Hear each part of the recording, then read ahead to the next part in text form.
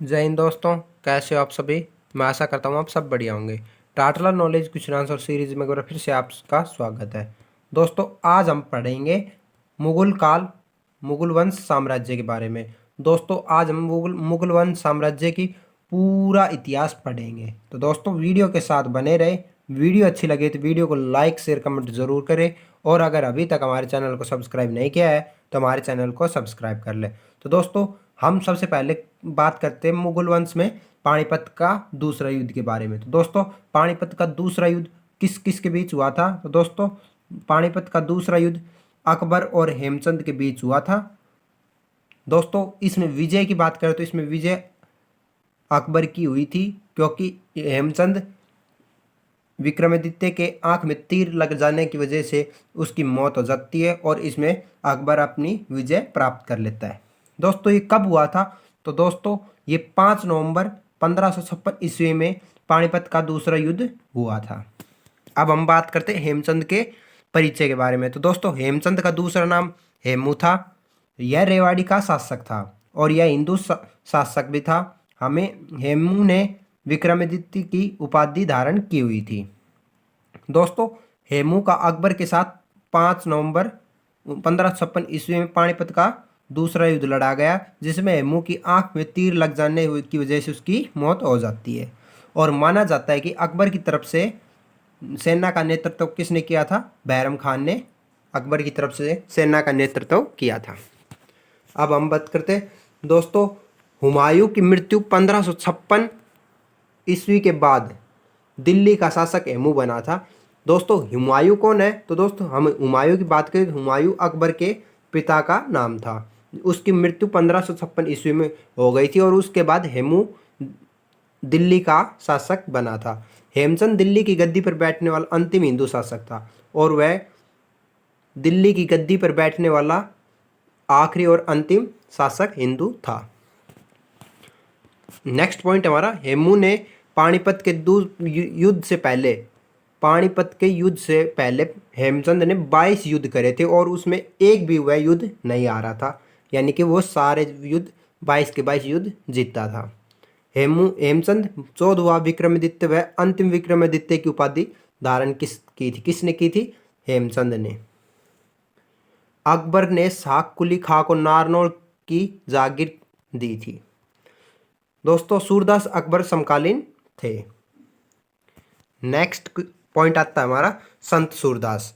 तो दोस्तों हम संत सूरदास की बात करें तो इनका जन्म सीही गांव में हुआ था, जो कि कहाँ पर स्थित है, फरीदाबाद का एक छोटा सा गांव है सीही, जिसमें संत सूरदास का जन्म हुआ था।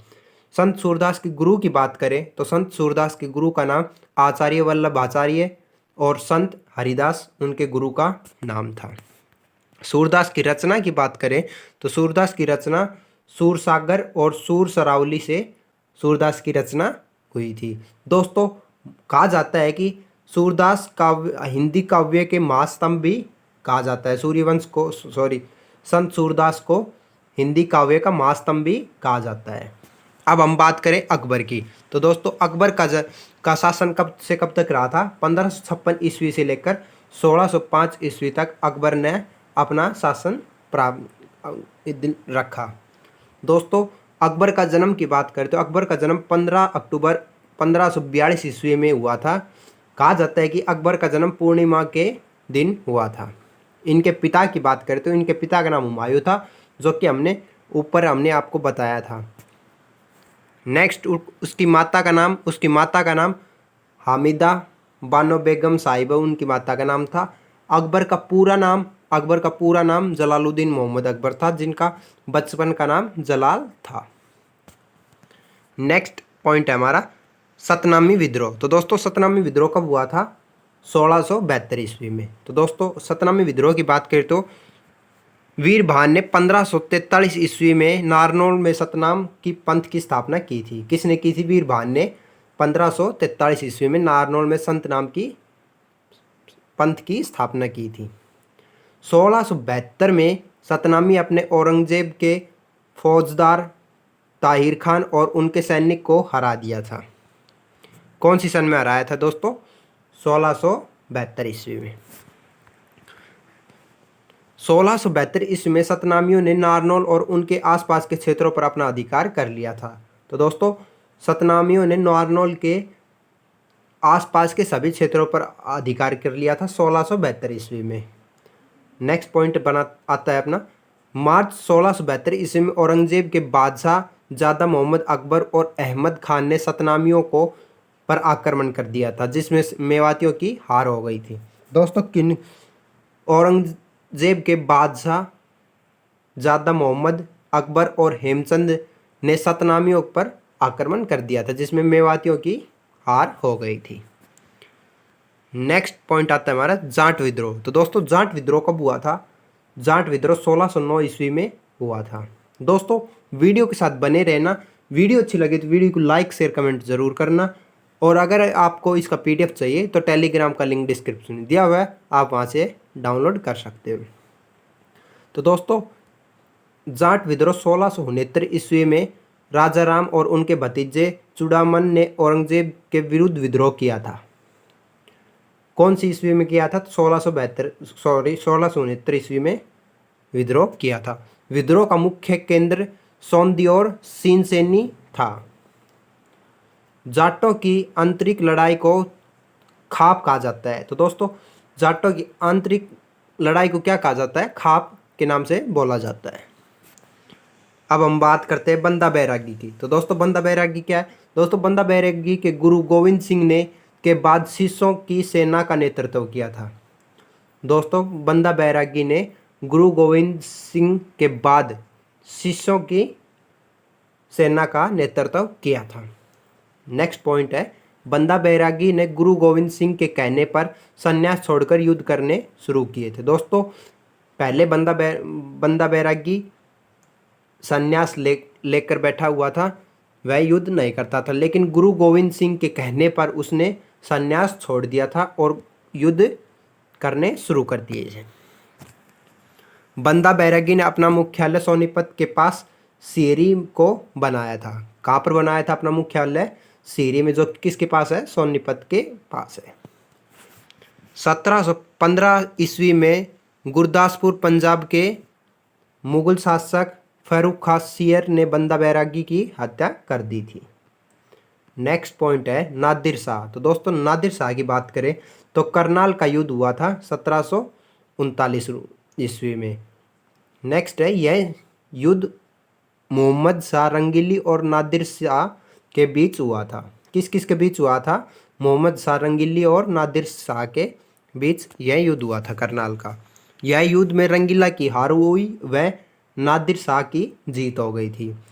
इस युद्ध के बाद मुगल शक्ति कमज़ोर पड़ गई थी। नादिर शाह भारती से यहाँ पर मिस्टेक है, कोहिनूर का हीरा और तख्ते ताउस, जिसे आप म्यूर सिंहासन भी बोल सकते हो, ने अपना साथ लेकर चला जाता है। म्यूर सिंहासन का निर्माण बादशाह ने करवाया था, शाहजहां ने करवाया था। किसका निर्माण किसने करवाया था? शाहजहां ने मूर सिंहासन का निर्माण करवाया था। नादिर शाह का ईरान का नेपोलियन कहा जाता है। दोस्तों नादिर शाह को ईरान का नेपोलियन कहा जाता है। नेपोलियन का पूरा नाम नेपोलियन बोनापार्ट था। भारत के नेपोलियन समुद्रगुप्त को कहा जाता है। तो दोस्तों यह क्वेश्चन भी बन जाता है कि भारत का नेपोलियन किसे कहा जाता है? तो दोस्तों समुद्रगुप्त को कहा जाता है। दोस्तों करनाल के युद्ध के बाद मुगल साम्राज्य छिन्न भिन्न होकर छोटे छोटे टुकड़ों में विभाजित हो जाता है। अब हम बात करते हैं हरियाणा में मराठों का प्रभाव। तो दोस्तों हरियाणा में मराठों का प्रभाव क्या था? 18वीं सदी में हरियाणा में मराठा शक्ति का उदय हुआ था। कौन सी सदी में हुआ था? 18वीं सदी में। मुगल सम्राट आलमगीर ने मराठों को कुरुक्षेत्र प्रदान किया था। दोस्तों मुगल सम्राट आलमगीर ने मराठों को कुरुक्षेत्र प्रदान किया, यानी कि उन्हें दे दिया था। हरियाणा के जाट और राजपूतों ने मराठों की अधीनता स्वीकार कर ली थी। क्या स्वीकार कर ली थी? अधीनता को स्वीकार कर लिया था। नेक्स्ट है 1756-57 ईस्वी तक हरियाणा पूरी तरह से मराठों के अधिकार में आ गया था। कौन सी सन तक आ गया? 1756 से 1757 ईस्वी तक हरियाणा पूरी तरह से मराठों के अधिकार में आ चुका था। अब हम बात करते हैं पानीपत के तीसरे युद्ध की। तो दोस्तों पानीपत का तीसरा युद्ध मराठा और अहमद शाह अब्दाली के बीच काला अम्ब नामक स्थान पर लड़ा गया था। दोस्तों पानीपत का दूसरा युद्ध अहमद शाह अब्दाली और मराठों के बीच में लड़ा गया था। ये क्वेश्चंस काफ़ी बार पूछे जाते हैं कि पानीपत का दूसरा युद्ध कब हुआ, तीसरा युद्ध कब हुआ, पहला युद्ध कब हुआ। तो दोस्तों इनको थोड़ा ध्यान से रखें। मराठों का नेतृत्व सरदार सदाशिवराव भाऊ ने किया था। इस युद्ध में मराठे हार गए थे और मराठों का पतन हो गए थे, यानी कि मराठे हार गए।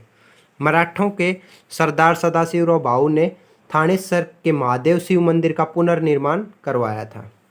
दोस्तों ये क्वेश्चन बहुत बार एग्जाम में पूछा जाता है कि थानेसर के महादेव शिव मंदिर का पुनर्निर्माण किसने करवाया था। दोस्तों किसने करवाया था? सरदार सदाशिवराव भाऊ ने करवाया था। अब्दाली हरियाणा का अधिकार क्षेत्र के अपने गवर्नर जैन खान को सौंप दिया था। अब हम बात करते हैं मादाजी सिंधिया के बारे में। तो दोस्तों 1789 ईस्वी में सिंधिया ने दिल्ली पर आक्रमण किया और गुलाम कादिर की हत्या कर दी थी। मादाजी सिंधिया ने अपने अधिकार क्षेत्र के प्रशासन को अच्छे तरीके से चलाने के लिए समस्त देश को 4 भागों में बांट दिया था। दोस्तों मादाजी सिंधिया ने अपने क्षेत्र के प्रशासन को अच्छी तरह से चलाने के लिए देश को 4 भागों में बांट दिया। कौन कौन से 4 भागों में बांट दिया था?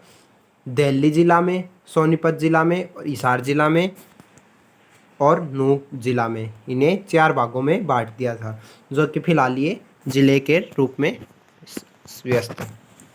नेक्स्ट है शिष्यों का विद्रोह। दोस्तों शिष्यों के विद्रोह की बात करें तो शिष्यों ने करनाल में मराठों के विरुद्ध विद्रोह किया था। दोस्तों आज का हमारा टॉपिक समाप्त हो रहा है। तो दोस्तों वीडियो के साथ बने रहने के लिए आप सभी का धन्यवाद। आपको इसका PDF चाहिए तो टेलीग्राम का लिंक डिस्क्रिप्शन में दिया हुआ है, आप वहां से डाउनलोड कर सकते हो। धन्यवाद।